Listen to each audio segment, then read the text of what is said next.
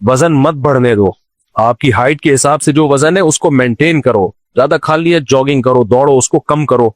तो ये मोटे मोटे मेडिकल साइंस की चीजें हैं। ये सब पराठा में दो राय है, कुछ कहते हैं खा सकते हो, कुछ कहते हैं नहीं खा सकते।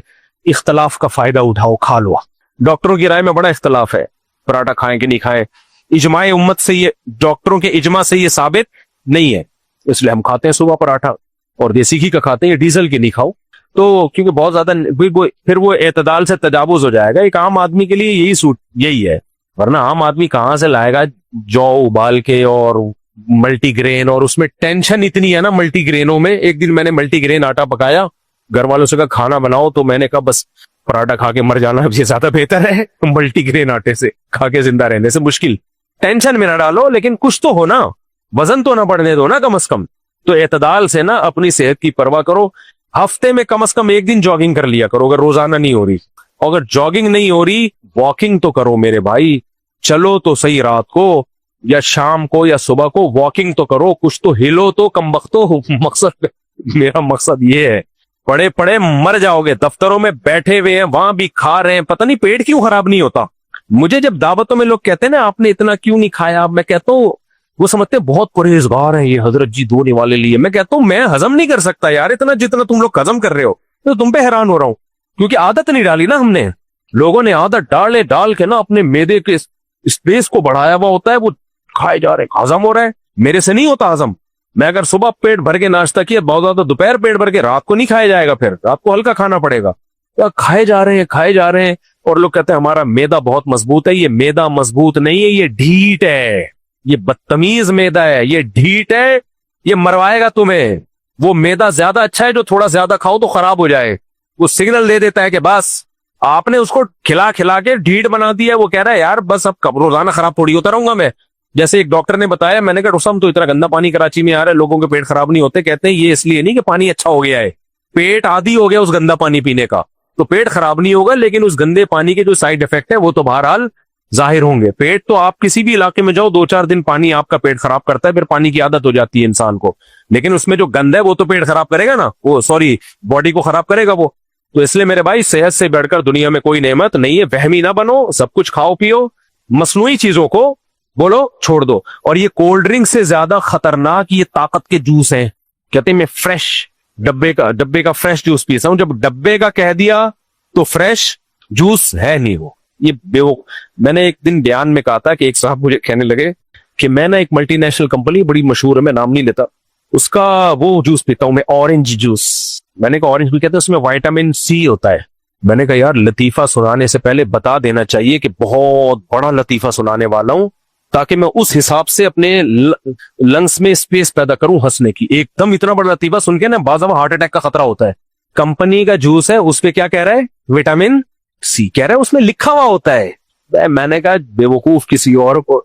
ये मैं इस स्टाइल से आपको इसलिए बयान कर रहा हूं ताकि आपको यकीन आ जाए डब्बों के जो जूसेस होते हैं कितनी अजीम शान कंपनी हो, वो जापानियों ने क्यों ना बनाई हो।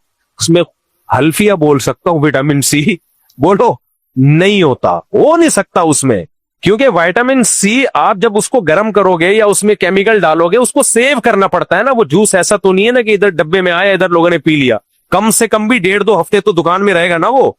तो विटामिन सी तो आप लेमन जब निकाल के रखते हो ना काफी देर तक, उससे से उड़ जाता है, गायब हो जाता है, जो बिल्कुल ऑर्गेनिक है। इधर कहां से रहेगा। तो ये विटामिन सी के नाम पे बेवकूफ बन रहे हैं लोग। डब्बे पे लिखा हुआ होता है, लिखने पर गवर्नमेंट ने कोई पाबंदी लगाई है। मैं वो डब्बा बनाऊं उस डब्बे पे लिखूं इतना आयरन, इतनी मैग्नीशियम, इतना पोटाशियम, इतना फलाना। अब कौन जाके चेक करेगा है भी कि नहीं है। होता क्या है, कंपनी कहती है कि जब हमने ये डब्बे में पैक किया था तो ये था, उस वक्त का लिखा हुआ है वो, बस कंपनी इसकी जिम्मेदार है, उस पर केस नहीं हो सकता। अब ये नहीं कि 1.5 हफ्ते बाद भी है, कंपनी कहेगी जब पैक किया था भाई था, उस वक्त था। जैसे एक आदमी को आदत थी चीजों को ठोकर मार के पूछता था ये क्या है। तो एक बेचारा जो है वो गांव का आदमी शीशे के बर्तन लेके जा रहा था पोटले में बांध के। तो इस सेठ ने उस बर्तन को उसको नहीं पता था सेठ साहब को कि इसके अंदर शीशे के बर्तन है। इसने उस पोटले पे जोर से ठोकर मारी पांव की। बोला इसमें क्या है, कह रहे है नहीं, था अब नहीं। तो होगा विटामिन सी आयरन मायरन किसी जमाने में जब डब्बे में उसको डाला गया था, हो सकता है था, अब नहीं है भाई। मेरा गला बहुत सेंसिटिव है, पेट भी, मुझे लैब टेस्ट कराने की जरूरत नहीं पड़ती किसी जूस की। गला मेरा फौरन बता देता है कि 2 नंबर चीज है। कुछ लोगों को अल्लाह ने कुछ दिए होते हैं, ऐसे सेंसर लगाए हुए होते हैं। कितनी ही अच्छी कंपनी का जूस एक गिलास भी पी लूं, मेरा गला और पेट भी बता देता है कि गलत चीज गई है पेट में। लेकिन आप ये फ्रेश जूस पियो, गन्ने का जूस भी पी लो ना, हालांकि उसमें भी ऊटपटांग चीजें डाली जा रही है, फिर भी वो इन पैकिंग की जूसों से अच्छा है वो जो कंपनी ये पैक करके आपको पिला रही। अव्वल तो जूस पियो ही नहीं, चाहे कोई भी जूस हो, चाहे ऑर्गेनिक ही हो। फल पैदा किया ना अल्लाह ने, सेब खाओ, सेब का जूस क्यों पी रहे हो? आम खाओ, आम का जूस क्यों पी रहे हो? अंगूर खाओ, अंगूर का जूस क्यों पी रहे हो? भाई ये सब चीजें खाओ ना, क्या मुसीबत है तुम्हें? तो इसलिए ये डब्बे वब्बे सब छोड़ दो, ये सब बेवकूफ बनाने की। एक डॉक्टर की बात कर रहा हूं, आप लोग कहेंगे मौलवी साहब क्यों मेडिकल साइंस की बातों में घुस रहे हो? भाई डॉक्टर की बात कर रहा हूं, बड़े डॉक्टर। उन्होंने कहा जिस चीज का भी एड चल रहा है ना टेलीविजन पे कि ये खाओ, जिस चीज का भी एड चल रहा है उसको कभी भी मत खाओ, क्योंकि एड ये मोनेटाइज होता है, कंपनी इसके पैसे देती है।